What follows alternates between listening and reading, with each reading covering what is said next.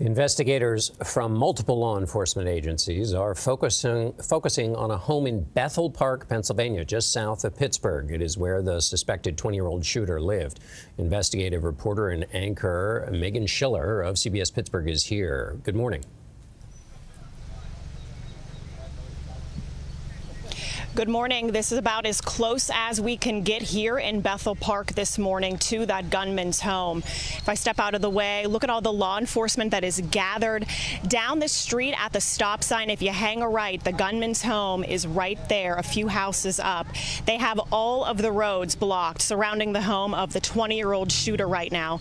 Secret Service and the FBI zeroed in on the home last night and are conducting an investigation into his background, speaking with his family and other contacts. Now, we were here as law enforcement swarmed the neighborhood about an hour south of Butler, where the rally occurred yesterday. I talked with one resident in the area who said that she heard a knock on the door in the middle of the night. She was told that she needed to evacuate and she would not be able to return to her home until noon today. When they came and knocked on your door and told you to leave the house, what did you know at that time? Anything? Nothing. It was a state of emergency. That was it. And then I started hearing rumors shortly after about there being a bomb, which was just confirmed when I went to the Bethel Park police station and asked them what the hell was going on. What did they tell you? They said there's a bomb in the house, and that's why we can't get there. And they said the earliest that we can look at getting in our house is going to be noon. So the Bethel Park police... Two officers from Bethel Park Police confirmed that there was a bomb in the house. And now whether or not there was actually a bomb inside the shooter's home, still not confirmed. But we were told by Bethel Park Police that they were investigating a potential bomb threat around the gunman's home. Now, we want to show you video here of the shooter where he appears to be graduating and accepting his diploma on stage from Bethel Park High School in 2022. He was a registered Republican who previously made a small donation to a Democratic-aligned group, $15 donation at that. At this time, there are no links to any foreign terrorism. The shooter is not well known to law enforcement here in this area of Pittsburgh, and so far, no motive released by the FBI. John?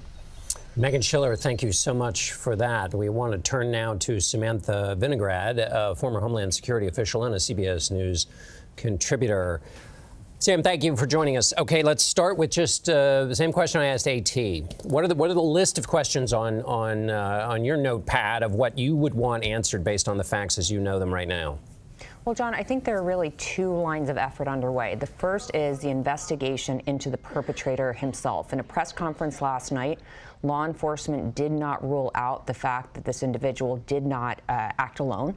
So I am keen to hear whether law enforcement believes that this threat has been totally neutralized and that there are not other co-conspirators. At the same time, there's also a need to have an independent investigation into the intelligence and operational failures that led to this moment. If this individual was not known to law enforcement, investigators are likely still looking into whether he made concerning statements to his family and others, and if that was or was not known to law enforcement and why, and what security protocols the U.S. Secret Service had in place, what led to their determination on the extent of the secure perimeter, and again, what their command and control structure was on the ground at the rally to communicate information about tips and to send law enforcement to investigate them on the ground as soon as possible. In terms of rallies or events like this, and we have two conventions this summer, but over the last few years, give us your sense of how Homeland Security officials, Secret Service officials have had to change the way they cover these kinds of events. How much further out the perimeter has to be, how much more seriously they have to take threats because they are more numerous, but also that they can lead to this. Just give us a sense of the pre-existing condition with respect to political violence before this event ever happened. Before this event ever happened, we were at an unprecedented high when it comes to political violence in this country against candidates and officials from both sides of the aisle. One important note of context, though, John, which is the U.S. Secret Service does not pick the sites at which candidates rally or where conventions are held.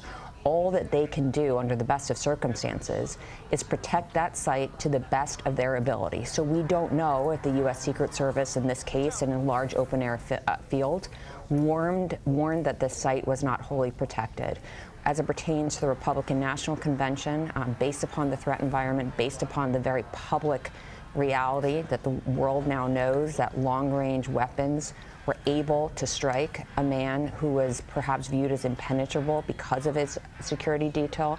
They will likely now extend the security perimeter out. But John, last point, I will say that resources to protect the president and former president were already at an unprecedented high based upon the fraught threat environment that we just discussed. Samantha Vinograd, thank you so much.